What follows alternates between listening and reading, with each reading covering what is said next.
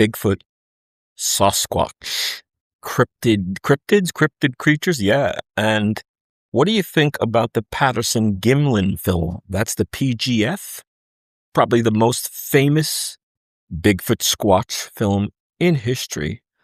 Now, recently, a documentary capturing Bigfoot is either dropping or dropping soon. They claim, the makers claim that it's all hoax, that they have proof now, the smoking gun. What do you think?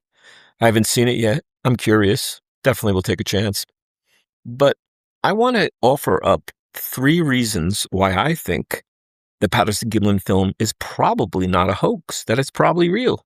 Can't say it definitively, but I think this will give a lot of weight to this subject. So let's talk about it. So Bigfoot Sasquatch, the Patterson Gimlin film. It remains the gold standard, right? But for how long? And that's the really kind of weird part, because this new documentary claims to completely prove that it's a hoax, right? Now, first off, I've been interested in Bigfoot and most of all focused on the Patterson Gimlin film for pretty much decades now, since I was a kid. The 2 big influences on me were In Search Of, the classic show with Leonard Nimoy, and The $6 Million Man and the Bionic Woman. And they featured Andre the Giant and Ted Cassidy as the legendary Bigfoot Sasquatch. Now, In Search Of with Leonard Nimoy, that was that investigative series. I totally recommend. You can, I think, watch most of the episodes free on YouTube. I think they sell them on DVD as well. But that had a really serious, I think it was a 2-parter. Certainly, it was all about Bigfoot. That was the first time I saw the Patterson Gimlin film. I was hooked. I was just, this is great. And it's so fascinating and, kind of scary too. In fact, In Search Of always had that weird kind of vibe of, being kind of scary, but that was really scary. All right. So let's go down the reasons why I believe Patterson Gimlin is still most likely true. All right. First up, show me footage from the late 60s or 70s, Patterson Gimlin, late 60s, right? Which comes close to that quality. Why didn't Hollywood ever eclipse PGF in the quality and realistic look?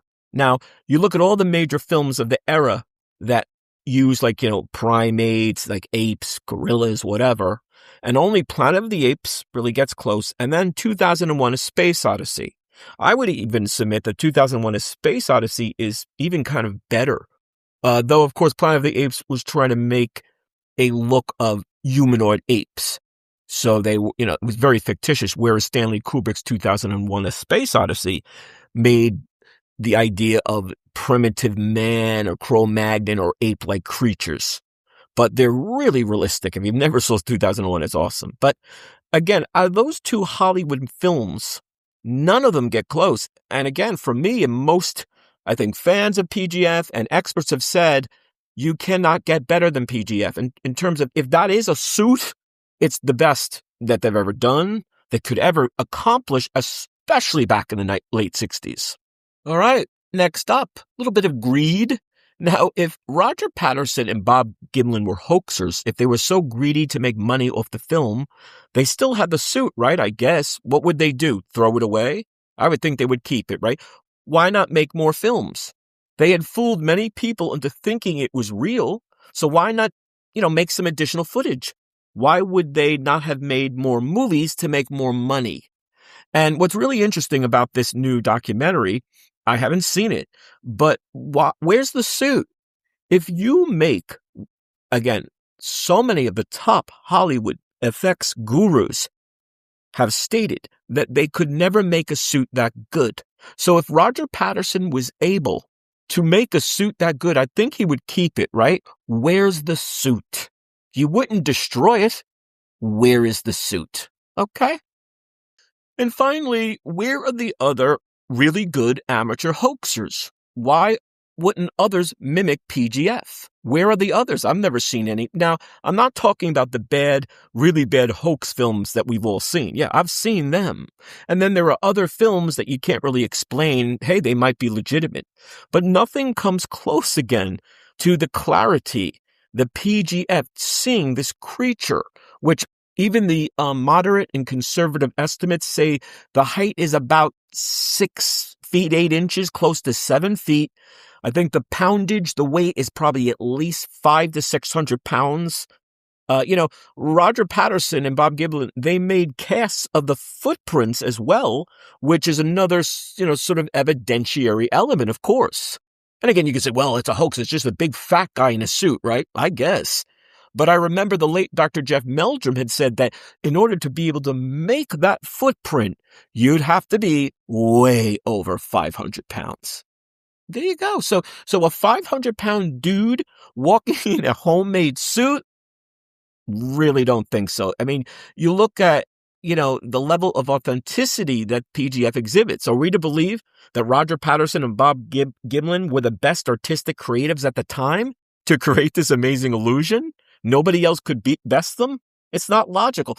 And if they said, well, if they got people to do it, really? Where are these people? No one they didn't tell any of their friends or family they're not coming forward?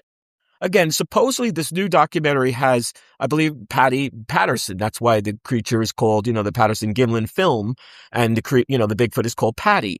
So Patty's still alive, the widow of Roger Patterson, rather. And so does she know who made the suit? Did her husband tell her before he died? He wouldn't have confided in her? Doesn't seem logical. So what do you think? I even think back to another suit during the 60s, and that was Star Trek, the Star Trek episode with the Mugato, with the white sort of albino gorilla. Now, it's not the greatest suit, but it's pretty good for the time. I think that was the second or third season, so you figured that was maybe 67, 68, around the same time as PGF. And again, it's a pretty good suit for the time. It doesn't come close to PGF, to the legendary Patterson Gimlin film. So what do you think? Give us your thoughts and feedback. You tell me why you think it's either fake or real. I gave 3 pretty good reasons why it most likely is true. Come and debate with me. Give us your thoughts and feedback. Hope you're enjoying. Hope you're subscribing. See you soon.